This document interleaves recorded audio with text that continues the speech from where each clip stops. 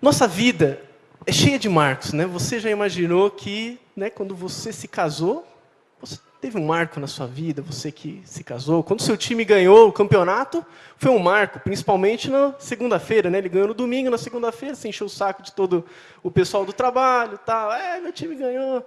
Deixa eu falar baixo que o meu está quase caindo, né? A segunda divisão, mas vamos lá. Marcos na sua vida são coisas que nós nos lembramos, são coisas que marcam a nossa vida, a compra da sua casa, o nascimento de um filho, o término de um curso, né? Algo que você se dedicou lá, estudou, foi na aula, tal, e conseguiu o seu diploma. Eu tive um marco muito legal na minha vida recentemente, que foi o meu filho conseguir nadar. E foi um marco, cara. Pode ser um negócio bom para você, sabe por quê? Porque exigiu um esforço meu, eu tive que levar ele, inventei de levar ele na natação. E aí, chegar lá, ele chorava na aula de natação. E eu falava, não, eu vou insistir. Eu vou tentar de novo. E levava na outra aula, ele chorava. Não, dura umas 2 semanas, levou 4 meses. Mas ele conseguiu. Foi um marco na minha vida, foi um marco na vida dele. Agora ele é exemplo, sabe? Não dá orgulho, né? Todo pai tem orgulho. Né? Aí ele mergulha agora, tal. Foi um marco. E Deus estabelece marco em nossa vida e na nossa igreja. E eu quero trazer para você marcos bíblicos que Deus estabeleceu na sua igreja, que Deus estabeleceu para nós.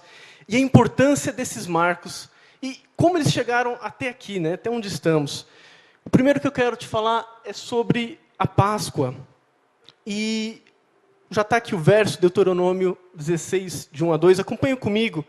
Observem o mês de Abide e celebrem a Páscoa do Senhor, do seu Deus, pois no mês de Abide, de noite, ele os tirou do Egito. Ofereçam como sacrifício da Páscoa ao Senhor, ao seu Deus, um animal dos rebanhos de bois ou de ovelhas no local que o Senhor escolheu para a habitação do seu nome. Nesse momento, por que Deus estava, no momento de estabelecer a sua lei, dizendo ao seu povo, celebrem a Páscoa, porque naquela noite de Abide, Deus os tirou do Egito. Para se lembrar, para que isso não se perdesse, para que o valor e a importância, né, da conquista que foi a Páscoa se mantivesse para sempre. Pensa você, para entender a importância que foi Deus estabelecer a Páscoa. Você já teve curiosidade de chegar para os seus pais e falar, pai, como você chegou até em São João da Boa Vista? Ou olhar para o seu avô e falar, avô, como é que foi a sua história? Conta para mim, de onde você veio? Aí ele vai te falar, né? Eu vim lá da Itália, eu vim lá do Nordeste, eu vim do Sul, da Alemanha, sei lá. Mas veja um detalhe interessante. Ele vai lembrar no máximo dos pais dele, talvez dos avós dele, e vai morrer aí. Quero dizer, eu tenho uma ascendência italiana, e sei, né, que vieram lá de uma determinada região da Itália. Mas eu não sei se meus ancestrais mais para trás ainda apertaram a mão lá do Michelangelo, né? Se limparam toda a sujeira lá enquanto ele estava pintando a capela. Eu não sei. Por isso Deus estabeleceu marcos. Por isso Deus pediu ao povo celebre, para que se lembrasse do valor que foi a liberdade que eles tinham, que eles eram um povo que viviam no Egito, que não tinham liberdade do que faziam, que não tinham poder para poder adorar a Deus, não tinham essa liberdade. Deus os libertou. E se passasse um tempo, talvez 4 gerações depois, não se lembrariam. Deus importa que marcos sejam lembrados, que marcos sejam perpetuados. E eu queria convidar você a ler agora outro verso, e é outro marco muito importante na nossa igreja, esse bem próximo de nós, de mim e de você, que é a ceia do Senhor. Vamos ler comigo, está aí, Lucas 22, 17 e 19. Recebendo um cálice, ele deu graças e disse, tomem isto e partilhem uns com os outros. Pois eu lhes digo que não beberei outra vez do fruto da vinha, até que venha o reino de Deus. Tomando o pão, deu graças, partiu e deu aos discípulos, dizendo, este é o meu corpo, dado em favor de vós. Façam isto em memória de mim.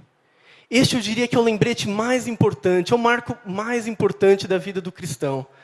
Por quê? Ele faz você lembrar, toda vez que nós, na nossa igreja, por exemplo, celebramos a ceia no primeiro domingo de cada mês. Mas qual a importância? É para você lembrar que um dia o homem pecou, estava separado de Deus, estava condenado à morte, e só a morte poderia ser a condenação do homem. Mas aí veio Jesus, Deus mandou Jesus, que morreu no seu lugar, morreu por você e te deu a redenção, ressuscitou e te trouxe a redenção. Esse é o marco mais importante da nossa vida. E eu queria até que depois de hoje você olhasse para a ceia como este marco tão importante, de olhos diferentes, sabe? Quando você recebesse o vinho, quando você recebesse o pão, você realmente lembrasse que você ganhou uma salvação e que um preço de sangue, você ganhou pela fé, é de graça. E foi pago um preço de sangue, foi pago um preço de sacrifício. E é para nós lembrarmos, porque temos que manter essa chama acesa, para que eu e você agora, em 2016, nos lembremos, mas que em 2018, para que em 2040 nossos filhos estejam celebrando, e para sempre eles lembrem, e não percam de vista disso. É para lembrar a importância do sacrifício de Jesus, e perpetuar o valor principal da nossa fé, o motivo de estarmos aqui. O último marco que eu gostaria de comentar com você é o batismo. Mateus 28, 19 e 20, leia comigo. Portanto, vão e façam discípulos de todas as nações, batizando-os em nome do Pai, do Filho e do Espírito Santo, ensinando-os a obedecer a tudo o que lhes ordenei. E eu estarei sempre com vocês até o fim dos tempos.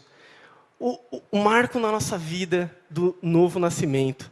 Mas quando eu me batizo, então eu sou salvo, Daniel? Não, você é salvo pela fé, é de graça. Você crendo em Jesus, você recebe a salvação. Mas esse é um marco do novo nascimento. É algo para você se lembrar. Um dia eu me decidi por receber Jesus. Eu me decidi por que Ele viesse e colocasse o seu Espírito Santo em minha vida. E esse marco foi celebrado em uma festa, que foi o batismo. Aliás, que está por ter na nossa igreja. Amém? Marcos são importantes. Deus estabeleceu marcos. Tem muitos outros, meus irmãos. Marcos que foram estabelecidos e que sempre foram lembrados. E você vai ver na palavra do Senhor ele sendo lembrado, a importância dele. E por que devemos nos lembrar? Primeiro, para nos ensinar a não cair em erros do passado. Eu vou te citar uma frase de Edmund Burke, que diz: aqueles que não conhecem a história são fadados a repeti-la. E eu quero dar um enfoque a essa frase no contexto da sua vida, para você lembrar que quando você tiver a chance de pecar, você se lembre de como era terrível a prática do pecado e a consequência do pecado quando você não conhecia o Espírito Santo, quando você não conhecia Jesus e a salvação chegou até você. Eu uso essa frase para que você, no momento que tem a escolha de o pecar ou não pecar, que você pense: na minha história foi terrível o pecado. Eu não posso fazer isso de novo. E mesmo que você caia, levante-se, chacoalhe a poeira, peça perdão, olhando para Cristo e continue em frente, porque Ele é nosso advogado. Porque nos lembrar, qual a importância de nos lembrar? Para nos motivar e trazer esperança. A palavra de Deus diz em Lamentações 3:21, quero trazer à memória o que me pode dar esperança. Isso é muito importante. Eu diria para a sua vida cristã, principalmente você que já tem um tempo de igreja, e tende a se acostumar com as coisas, tende a se acostumar com o modelo do culto, tende a se acostumar com a reunião, tende a se acomodar. E eu quero dizer para você, traga à memória aquilo que te traz esperança, traga à memória a luta que você passou talvez para receber Jesus. Traz à memória, talvez você está passando por uma luta, mas esse comodismo não te deixa mexer, avançar. E ao invés de você lembrar o poder do seu Deus, você lembra o poder da sua aprovação, o poder daquela tentação, o poder daquilo que está te oprimindo, o poder dessa dificuldade. Lembre-se que o seu Deus é muito maior e que isso venha à sua memória e te traga esperança, te traga força. Por isso lembrar é importante. Porque nos reunimos também todo domingo para valorizar e te lembrar a importância da comunhão. Para nos trazer esperança, nos motivar um ao outro. É um marco em nossa vida, é um marco semanal da igreja. E você saiba que sua presença é crucial aqui. Pô, Daniel, mas só um domingo eu falto? Não, do mês? Não, você é importante, você é parte dessa família. Sabe quando junta, eu tenho uma família até que grande, agora acabou dispersando, algum foi para os Estados Unidos, outro foi para outra cidade e tal. Mas era muito legal, alguns anos atrás, que eles se reuniam. E era aquela familhona, né? Então, um falando do lado do outro, e outro comendo e tal. Eu acho isso um barato, não sei você. Eu acho isso um barato, mó legal. E é isso aqui, esse culto é uma celebração de família. Estamos todos juntos, celebrando e lembrando o que o Senhor fez por nós. Por que é importante nos lembrar para explicar o motivo de algo? Saiba você, por que existem os feriados? Para eu descansar, para não precisar ir trabalhar. Na verdade, não.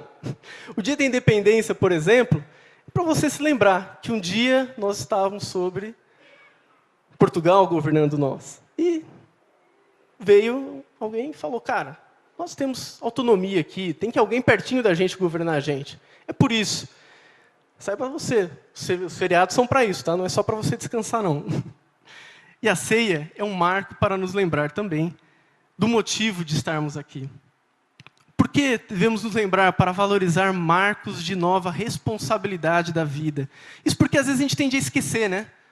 Vamos supor, você se casa, que é um dos marcos de mudança de responsabilidade da sua vida, só que você se esquece disso e continua vivendo uma vida de solteiro, mesmo sendo casado. Então, aquela cerimônia, aquele ato, é para justamente te mostrar que sua vida mudou. Você viveu uma vida de solteiro, agora você vai viver uma vida de casado. Outro marco interessante que eu gostaria de comentar com você é um marco na comunidade judaica que chama Bar Mitzvah. E eles pegam o jovem, né, quando ele atinge uma determinada idade, e eles fazem uma festa. E é interessante porque, a partir deste momento, o jovem passa a ter uma autonomia diferente, ele passa a ser visto com uma responsabilidade diferente, ele passa a ser tratado como homem. Até algo interessante, né, com relação aos marcos de responsabilidade da nossa vida, porque, vou dizer sobre a minha vida. Minha mãe me educou de uma forma que eu, aos poucos, fui entendendo que deveria crescer e assumir responsabilidades. E é curioso, porque recentemente um jovem me perguntou, Daniel, um jovem, eu digo que atingiu a vida adulta com 18 anos, e ele me perguntou assim, Daniel, mas como é que é? Foi um baque assim, você chegar à fase adulta? E eu olhei assim para ele, não. Por quê?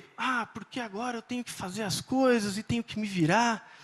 E fiquei pensando de quantos jovens em nossa sociedade, em nossos lares talvez, não têm noção deste marco de responsabilidade, quando ele atinge uma idade, que ele tem que assumir responsabilidades. E muitos jovens chegam à vida adulta e não entendem isso. Querem viver como eternos adolescentes. E, bom, só um comentário, mas como é importante lembrar deste marco de responsabilidade também. E por último, por que temos que nos lembrar, ou qual a importância de nos lembrar para manter vivo um sacrifício realizado e perpetuar por futuras gerações esta lembrança? O Dia dos Pais, o Dia das Mães, por exemplo, é um marco importante para você celebrar o sacrifício que seus pais fizeram para te educar, para fazer você chegar até onde você está. Saiba você, não foi fácil, eu acredito, eu sou pai. É interessante também, eu gostaria de comentar com você, na cultura americana, eles têm um feriado até, um dia memorativo, que se chama Memorial Day. E eles lembram homens e mulheres que dedicaram suas vidas à defesa do país, ao serviço militar. E é interessante porque eu vi até recentemente numa igreja chamada Bethel Church, e eles homenagearam a família de um militar que foi morto, se não me engano, no Iraque. Contaram toda a trajetória dele. Por que eles fizeram isso? Porque eles acreditam que a liberdade deles foi conquistada com um valor e que isso deve ser perpetuado. Portanto, é um valor você lembrar. Amém? E agora eu quero... Assim, eu te dei a base, né, toda essa introdução. E eu quero te dizer que eu gosto muito de histórias. Né? Estamos falando sobre lembrar, estamos falando sobre marcos. E eu gosto muito de ouvir histórias, eu não sei você, eu gosto até de ler biografias para justamente conhecer como é que foi a vida de pessoas ilustres. Eu li, por exemplo, a biografia do Einstein, do Mark Zuckerberg, que é o cara que fundou o Facebook, e confesso para você que tenho como livro predileto os 5 evangelhos, né? Mateus, Marcos, Lucas e João. Os 4, perdão. Então, eu queria te contar uma história, só que eu quero deixar você com água na boca. Então, eu quero deixar você esperando uma surpresa para o final, tá bom? Essa história que eu vou te contar é de uma igreja. Essa igreja influenciou gerações. Esta igreja levou a palavra do Evangelho a muitas pessoas. Esta igreja contou com pessoas dispostas a servir, que fizeram diferença. E vou te dizer até que mudaram a história de uma cidade. E eu quero te pedir a atenção por alguns minutos. Não é longa essa história, mas eu quero que você realmente preste atenção, porque é muito importante essa história. Amém? Ouça com atenção. Em uma pequena cidade do interior, 2 mulheres, Noemi, Noêmia e Julieta, cristãs devotas, lendo a Bíblia e orando, entenderam que deveriam ser batizadas por imersão. Como eram presbiterianas, sua denominação acreditava somente no batismo por aspersão. A importância do evangelismo e do batismo dos adultos motivaram estas mulheres a iniciar um ministério. A dona Julieta morava em uma pensão e decidiu abrir as portas de seu quarto para começar a se reunir semanalmente, num quarto de pensão. O grupo ensinava e evangelizava. Aos poucos foi crescendo, até o ponto de sentirem a necessidade de terem uma liderança espiritual, um pastor. Assim pediram à Convenção Batista para enviar um pastor para o estabelecimento de uma igreja nesta pequena cidade. Um pastor foi enviado e o ministério iniciado, até que um grande marco nesta igreja aconteceria. Compraram um terreno e poderiam construir um templo para a reunião da família de Deus. Um grande progresso em relação ao quarto de pensão, é ou não é? A primeira bênção seria a primeira dificuldade. O terreno era desnivelado, cheio de pedras. Seria necessário que vários irmãos ajudassem com suas carroças e trabalho para nivelar o trabalho e prepará-lo, o terreno, para a construção do templo. Você vê que é antigo, hein? Todo início é difícil. E mesmo após alguns anos, a igreja ainda não conseguiria um pastor que se fixasse. A estratégia dos batistas era enviar um missionário mais experiente, com o intuito de auxiliar no estabelecimento da igreja. Afinal de contas, a igreja não depende somente de um pastor, mas de uma família, uma comunidade, em que cada um tem um papel. Foi enviado, então, o pastor Verne, um missionário americano, que ajudou na consolidação da igreja. Porém, o tempo era curto, ele tinha só 3 anos para cumprir essa missão. Um dia, o pastor Verne teve a oportunidade de conhecer o pastor Dirceu, um jovem pastor que se dedicava em tempo parcial a uma igreja em outra cidade do interior. O pastor Dirceu era um funcionário com 19 anos em uma grande empresa, especificamente um alto gerente. Era uma carreira consolidada, mas estava para ser abalada por um chamado de Deus. Pois é, o pastor em tempo parcial sentia de Deus que deveria se dedicar em tempo integral. Avisou sua igreja, mas nem eles acreditavam, pois pensavam, não é possível que ele iria acabar com uma carreira tão ilustre. Mas Deus tem seus meios. O meio foi levar um missionário chamado Ricardo, que ouviu de Deus que deveria simplesmente contar sua história para o pastor Dirceu. E que história? Nada menos que um ex-engenheiro da NASA, colecionador de carros esportivos, que por amor ao ministério deixou tudo para se dedicar ao treinamento de pastores aqui no Brasil. Foi a confirmação final. O pastor Dirceu estava decidido. Sua decisão permitiu que recebesse 3 convites de igrejas para assumirem suas cidades. Inclusive, foi com sua mulher e filha visitar 2 dessas igrejas. Uma bem avivada e cheia de jovens, outra sem jovens e menos avivada. Em qual você acha que a filha do pastor queria ficar? Você jovem sabe essa resposta. Naquela de jovens, mas Deus os direcionou para a igreja sem jovens. Destino de Deus. Aquela do pastor Verne. O primeiro desafio foi sair da empresa. Lembre-se, o pastor Dirceu era gerente. Gerentes ganham bons salários. Mas ele estava se decidindo a ganhar menos em algo incerto. Nem seu diretor acreditou de início. Lembre-se, não havia FGTS nessa época, ou estava sendo implantado. Assim, o jovem pastor teve de vender seu carro seminovo para ter uma poupança durante os anos de vaca magra que estavam por vir. Os primeiros anos foram difíceis, passaram necessidade, mas não desistiram. Insistiram em amor, em oração e temor, pois acreditavam na importância do chamado de Deus e no estabelecimento deste ministério. Nesta cidade, havia um jovem músico, chamado Marlon, um órfão de pai e mãe, que se convertera a Deus aos 9 anos de idade. O jovem músico, então, se casaria com a filha do pastor e estabeleceria uma igreja. Imagine se o Marlon não tocava no louvor da igreja. Marlon era um empreendedor nato, tanto que logo após se juntar à igreja do pastor Dirceu, seu sogro, já ajudou no plano de construção de um novo templo.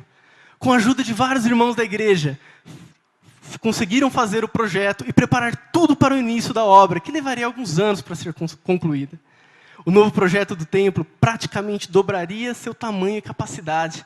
Permitiria até que mães de pequenas crianças pudessem acompanhar o culto em uma sala reservada, vendo o culto por um vidro, sem deixar de cuidar de seus pequenos. Saiba você que poucas igrejas possuem isso, mesmo nos tempos de hoje. Durante a obra, Deus presenteou Marlon com a maior alegria que um casal pode ter. Um filho, que foi apresentado à igreja em um palco improvisado, pois a igreja estava em obras naquele momento. A inauguração do templo ocorreu com sucesso. Os bancos eram acolchoados, o chão tinha carpete, mas as paredes, isolamento acústico. Poucos anos mais tarde, a igreja teria mais uma oportunidade incrível, comprar um sítio de um dos membros. Parte do dinheiro foi levantado por uma campanha entre os irmãos. Parte foi emprestada dos membros, que deram o dinheiro e receberia de volta sem juros. O acordo foi cumprido pela igreja. Como era grande o sítio, precisou de horas de terraplanagem. Anos depois, a igreja construiu um refeitório, alojamentos, campo de futebol e um amplo estacionamento. Por vários anos, usaram o refeitório para o seu objetivo, refeições e também para reuniões e acampamentos de carnaval. Presta atenção, meus irmãos, eu quero só dar uma pausinha aqui e quero te colocar mais sal na sua boca. Eu sei, eu estou chegando no final, mas preste atenção. Essa história é muito importante. Ela é um marco para você. Anos mais tarde, estou voltando à história, precisariam de um templo para reuniões separado do refeitório. Lembra que eu estou falando do sítio. Só de anunciarem uma reunião, os irmãos se sentiram tocados e ofereceram diversos valores e materiais. Rapidamente, os valores eram suficientes para iniciar a obra, que 40 dias depois estava concluída. Isso mesmo, 40 dias depois, em um templo grande. Em outra campanha, o valor restante foi levantado e tudo foi pago. Muitas reuniões, palavras e ministrações ocorreram neste templo. Uma verdadeira bênção para a igreja. Na verdade, antes da construção do templo, um marco ocorreu. Marlon era professor da escola bíblica dominical e vice-moderador da igreja. Por 2 anos, ia todos os sábados em Atibaia, no Instituto Palavra da Vida. Depois, mais alguns anos, na Faculdade Teológica em Campinas. A viagem era feita de Fusca, em estradas de pista única, na maior parte do trajeto. Mas ainda assim, Marlon negava um chamado pastoral, pois era um empresário, tinha 3 lojas no ramo de roupas. Seu dízimo pagava o salário do pastor. Deus colocara no coração de Marlon implantar reuniões de lares na igreja, reuniões nos lares, como prática na igreja. O propósito era que cada membro usasse os seus dons e talentos que tinha em um ambiente menor, um pequeno grupo. Essas reuniões fortaleceram a unidade entre os irmãos. E o Marlon não teve opções, senão aceitar o ministério que Deus o chamara.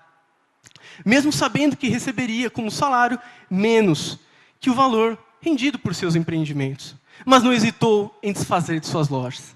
Anos depois, a igreja fazia 2 cultos por domingo. Precisavam de um lugar maior. Deus proveu um milagre. O empresário da cidade tinha um barracão com espaço suficiente. Sabe o custo do aluguel para a igreja? 0. Milagre ou não? O novo local de reuniões precisava de manutenção. E o apoio dos membros com dinheiro, material e mão de obra permitiram o início dos cultos no novo ambiente. Lembra-se do Marlon tinha um filho? Lídio ajudava, o nome do seu filho, ajudava na liderança dos jovens. E tocava muito bem, o suficiente para fazer faculdade de música, na faculdade Unicamp. Depois de graduado, formou uma banda entre alguns membros e até gravou um CD.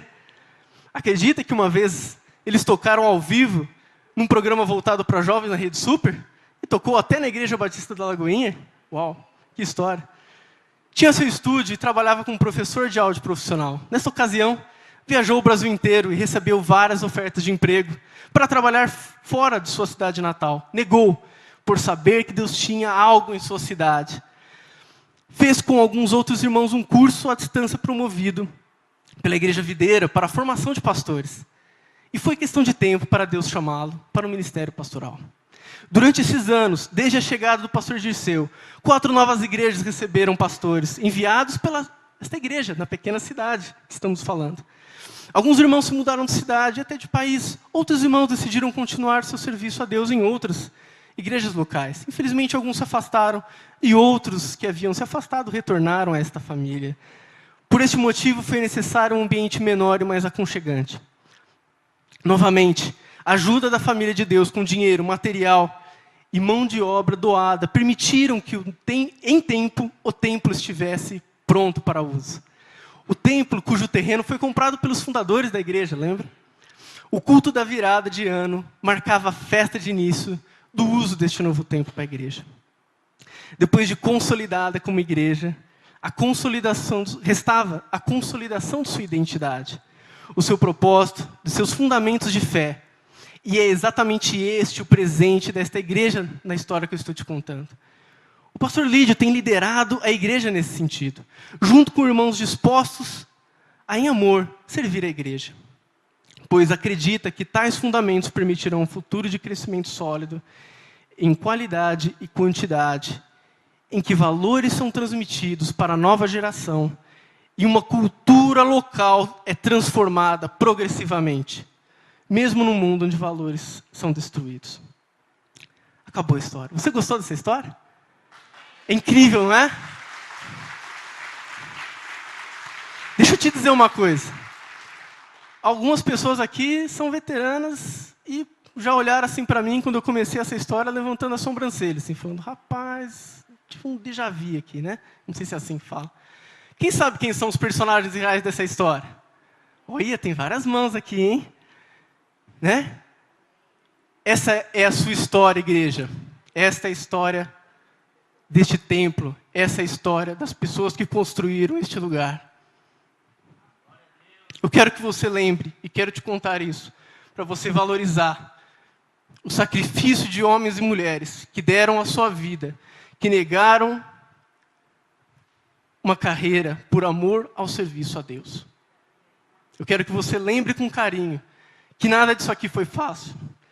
Não só por eles, que serviram em amor, mas por muitos irmãos que deram a sua vida, que deram o seu tempo, que deram o seu dinheiro. E a gente, às vezes, vê esse sacrifício, desculpe, e não entende que eu e você somos responsáveis por esta igreja, somos responsáveis por isso. Eu quero te dizer que o pastor Dirceu é o pastor Mário, querido pastor Mário. Quem não sabe, por favor, vira para trás, chacoalha a mão assim, pastor, por gentileza.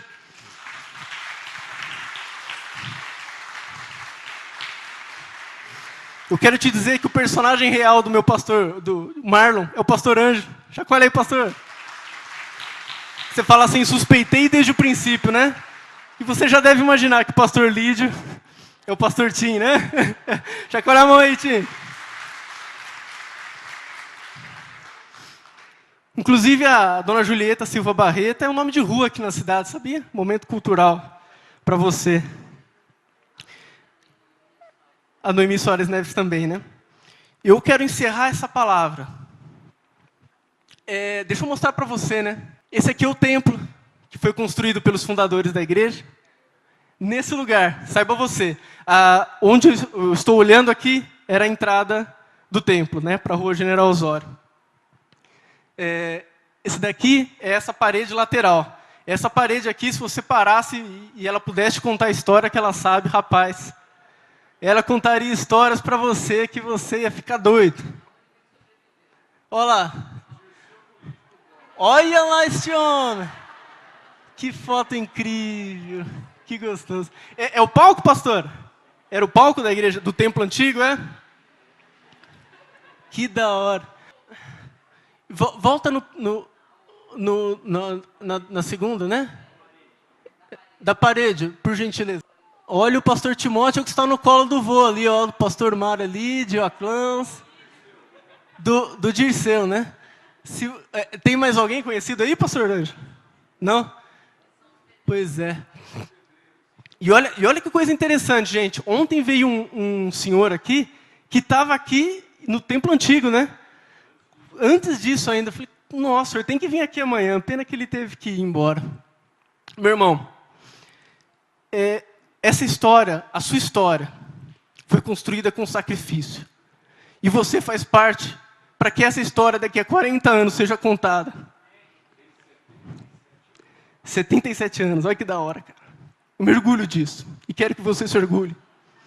do sacrifício que irmãos deram e que você vai dar para que os meus filhos, seus netos vejam isso, vibrem. E não só eles, mas muitos, porque a gente espera isso, alcançar gerações. A gente quer mudar uma cultura, né? Talvez seja meio mega anomalíaco, mas a gente acredita. Afinal, nosso Deus é todo-poderoso, né?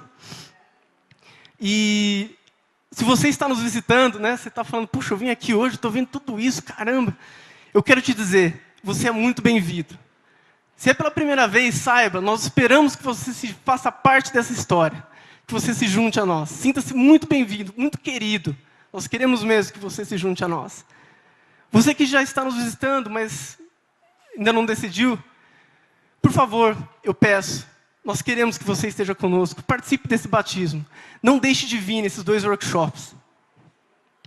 E, finalmente, aos membros, você é importante. Saiba que você é parte do corpo da igreja. Um corpo só é saudável quando todos os seus membros estão cumprindo o seu papel. Amém? Levante-se, vamos orar. Eu queria que você fechasse seus olhos e orasse, agradecendo a Deus por este privilégio. Por fazer parte de uma história tão incrível. E por poder fazer essa história ser mais incrível ainda quando contada daqui a 40 anos. Amém? Vamos orar. Senhor Jesus, muito obrigado, Senhor. Porque o Senhor nos deu exemplos para lembrarmos. Exemplos de homens e mulheres que deram suas vidas por amor, Senhor. Nós lembramos deste marco que o Senhor estabeleceu, este templo. Pai, o sítio. Pai, a nossa história que nós lembramos, Senhor, que foi construída com suor, com lágrimas, com oração, com sofrimento, mas que valeu a pena, Senhor. Estamos aqui e acreditamos, Senhor, que o Senhor esteve conosco. Porque o Senhor nos deu esses exemplos. Eu peço, motiva meus irmãos. Motiva, Senhor, esta família de Deus, para que possamos ir muito além, Senhor, do que pensamos ou imaginamos. Eu oro em nome de Jesus. Amém.